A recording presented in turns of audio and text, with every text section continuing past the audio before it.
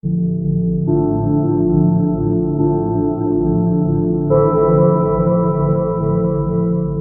there guys, how's it going? So we're at that time again. Let's talk about the top 10 worst movies of 2020. So coming in at number 10 we have the movie Scoob. Now I reviewed this movie at length back when it came out, and basically out of all the movies on this list, this was one, despite it being at number 10, this was actually the one that pissed me off the most, because as you guys know that have been following me, I'm a huge fan of the original Scooby-Doo series, and I own pretty much every one of the movies on DVD. And this movie was a complete and utter mockery of the Scooby-Doo license.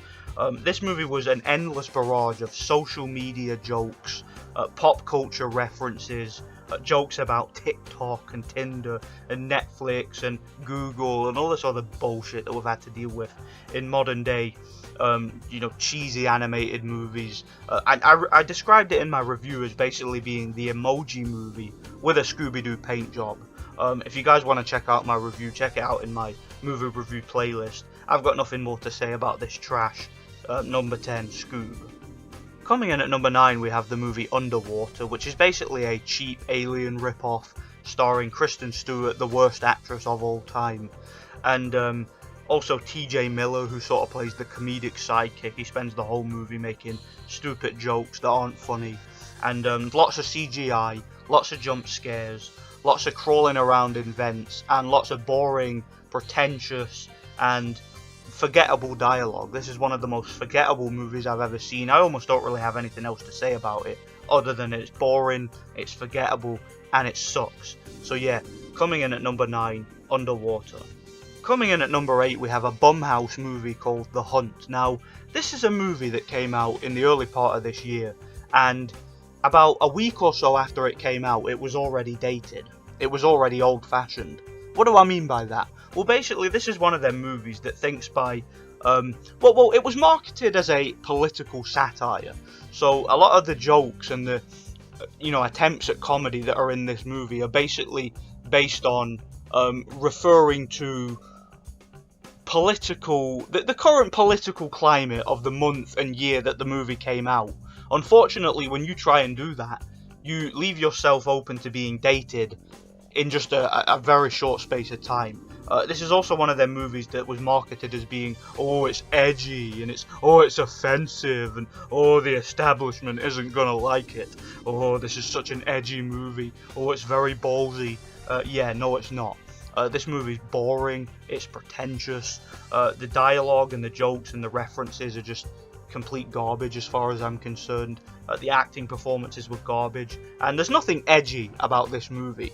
Again, I reviewed the movie when it came out, and basically what this movie is it's a very safe, very by the books, very by the numbers SJW propaganda piece. That's what this movie is. It's basically about a bunch of liberal elitists murdering a bunch of Trump supporters, essentially. That's basically what the movie is. So as far as the movie being, oh, it's edgy, and oh, it's so ballsy, and oh, you're going to be so offended, I see things like this all the time. All I have to do is turn on the news, and you get Orange Man bad, Orange Man bad, Orange Man bad, Orange Man bad. I mean, what was edgy about this movie? I don't get it. What was so subversive and offensive about this movie? I see shit like this all the time. And like I said, no one's talking about this movie anymore. It's dated. It's old-fashioned. Because when you make things like this, like I mentioned earlier, it doesn't stay relevant for very long. So yeah, this movie's forgotten about.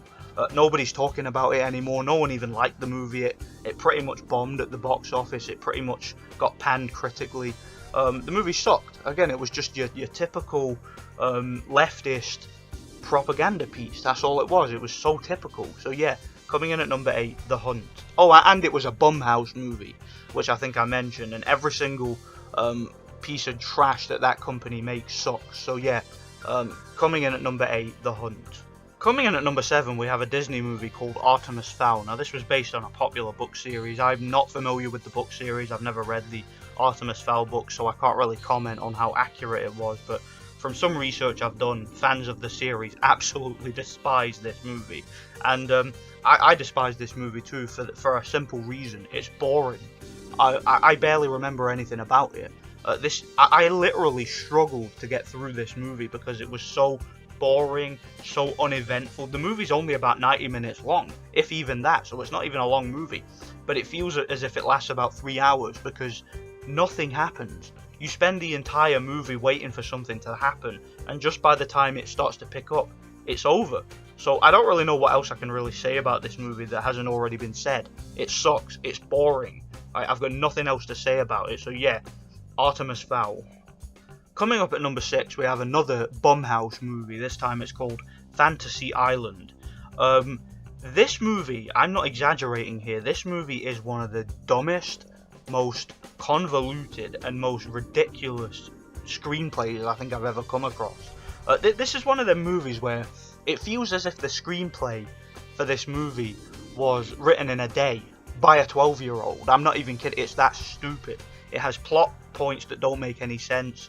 It's riddled with plot holes. It has plot twists which just open up more questions that are never answered. It's got some of the lamest and worst attempts at humour I've ever heard of. Some of the most unlikable actors I've ever come across in movies. I don't ever want to see a single one of these actors ever again. And this movie was actually, I believe, if I remember rightly, it was directed by Jeff Wadlow. You know who that piece of shit is. You know, that's the guy that made that fucking movie, what was it called? That movie Truth or Dare. He also made Kick-Ass 2. You remember that piece of crap? You know, just what a garbage director that guy is. I don't know how that guy's even getting work. But yeah, he churns out nothing but complete and utter crap, basically. Just complete crap. And again, it's a Bumhouse movie, so what do you expect? It's also a remake, because it's based on a popular 1970s TV show of the same name. And that's all that piece of shit company does, is they basically bastardize and corrupt nostalgic names and licenses and make their own twisted versions of them. So yeah, what a shit movie. Again, I reviewed this one at length if you want to know what I think about it in detail. Yeah, coming in at number 6, Fantasy Island. So coming in at number 5, we have another remake. This is another live-action Disney remake that nobody asked for. And not only is this a live-action Disney remake, so you know that it's gonna suck, but this is probably the worst live-action Disney remake I've ever seen. I mean, I would literally rather watch 2019's Aladdin again than watch this. This was so bad, and it was so boring. Not only that, but what annoys me the most about this movie is I really like the original Mulan movie. I think that movie's awesome. I love that movie. I think that that's one of the best of the Disney Renaissance movies. And if you guys have never seen it, I'd urge you to check it out. It's an animated film, and it's a really mature one too, with a really likable protagonist and a very inspiring story. This movie, on the other hand, is your corporate, I'm a woman so I can do anything because I'm super duper powerful, you know, just feminist BS. In the original movie, Mulan was a flawed character who had to learn to be a man, essentially. She was a woman in a man's world who had to train and had to work hard and had to use her brain and her intellect because she wasn't physically strong enough to carry out the same task that the men in her group were. So she had to use her brain, she had to use her intellect, and she had to use her wit in order to survive in that world. And it was a very inspiring story about hard work and dedication and humility and honor. But this movie is just, oh, I'm a woman and I have magical superpowers and I can do anything. I don't need training. I have everything. You know, it's basically like the modern day Star Wars movies with Rey, you know, your super duper Mary Sue bitch. And yeah, that's what Mulan is in this movie. She's your super duper ultra mega woman. The movie was also filmed in Chinese concentration camps, so make of that what you will. But yeah, nothing else to say about this movie. It's complete and utter trash. Screw this movie, screw Disney, and please stop with the live action remakes. No one likes them, no one wants them. These movies are soulless cash grabs and they need to stop. They just need to stop. So yeah, coming in at number 5, Mulan. Coming in at number 4, we have the movie The New Mutants. Now, this movie was originally supposed to come out under the Fox banner about 3 years ago. It was a movie that kept getting delayed, kept getting cancelled and pushed back and shelved for who knows how much time. It should have stayed cancelled. This movie should not exist. There is no reason for it to exist. No one wanted this movie. You know, these X-Men movies, you know, if you're a fan of the X-Men series, these movies hit their peak a long time ago. The best thing to ever come out of X-Men was the 90s animated series. That show was amazing. The movies were all just overhyped, overrated garbage, as far as I'm concerned. And this is the worst of the lot of them. This is just your little boring-ass, angsty teen drama. It kind of reminded me of the movie Glass, but if the movie Glass sucked, because I like the movie Glass. Basically, just imagine a shit movie, or a shit version of Glass, with more CGI and worse acting, some of the most annoying characters you'll ever come across. Some stupid. It's basically got some furry romance of a girl who turns into a wolf and some chick that falls in love with her. So I'm assuming that the deviant art, degenerate furries probably like this movie. I don't know who else this movie would appeal to. Yeah, it sucks. It should have stayed cancelled. This is a movie that should never have been released. It sucks. Garbage. So yeah, coming in at number 4, The New Mutants. Coming in at number 3, we have the movie Turds of Gay, starring a post-war Margot Robbie and husband of the year Ewan McGregor. It was funny, on the build-up to this movie, Ewan McGregor was basically talking about how he was going to lecture us all on toxic masculinity and how to treat women with dignity and all that other stuff. Let's not forget, this is the same Ewan McGregor who cheated on his wife. Just thought I'd point that out. This is the same guy that cheated on his wife, but he's going to tell us how to treat women with dignity. Yeah, that's like taking diet tips from James Corden. That's what that's like. So yeah, Margot Robbie in this movie looking like a 40-year-old single mother. So the movie doesn't even have the same appeal that Suicide Squad did, let's be honest. And it's just beat you over the head. Oh, men are evil, men are terrible, we hate men, yay, anti-man. And it's funny because when this movie came out, it bombed so hard at the box office and didn't make its budget back. And then sort of as a desperate attempt to save this movie from further embarrassment, all the fans of this movie, the fans of Turds of Gay, all 5 of them, decided to try and attack Sonic the Hedgehog, which was coming out the next week, and decided to make up slanderous lies about the content of that movie in order to convince people to see Turds of Gay instead. But nobody wanted to see Turds of Gay because it sucked, and Sonic the Hedgehog then went on to be a smash hit, one of the biggest box office successes of the year. And it's funny because they really shot themselves in the foot, these Turds of Gay fans, because what they did was they dragged the Sonic fandom into a culture war, and we won. Right, us gamers, we won. Okay, so screw this movie. Alright, Sonic the Hedgehog, which is on my top 10 best movies of the year, wait up for that list. That's going to be coming in new year. And yeah, this movie earns its place in history, Turds of Gay, as one of the worst failures of all time. So yeah, screw Turds of Gay, screw Kathleen Kennedy, screw Anita Sarkeesian, screw the post-war single mother looking Margot Robbie, and screw every single bitch feminist in existence, because we beat you, we won. Okay, get it up you, Turds of Gay. So coming in at number 2, we have The Craft Legacy, or The Daft Legacy as I call it. Surprise, surprise, this is another Blumhouse movie. Surprise, surprise, it's another remake or reboot. Technically it's apparently a sequel, but let's be honest, it's not really, is it? It's really a reboot. And it's a shameless attempt by Blumhouse to cash in on and pimp nostalgia from gullible fans who like the original movie from the 90s. I've seen that movie, I enjoyed it as a kid, it is what it is. But yeah, I feel like all I need to tell you about this movie is basically Black Christmas 2019 with witches. That's essentially what this movie is. It's Black Christmas 2019 with witches. I'm not exaggerating.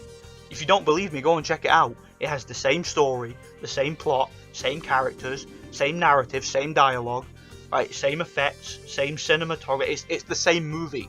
The bad guy in this movie is basically a depiction. It's a blatant, and I mean blatant, parody of Jordan Peterson. So essentially, this is a bunch of witches versus Jordan Peterson, the movie.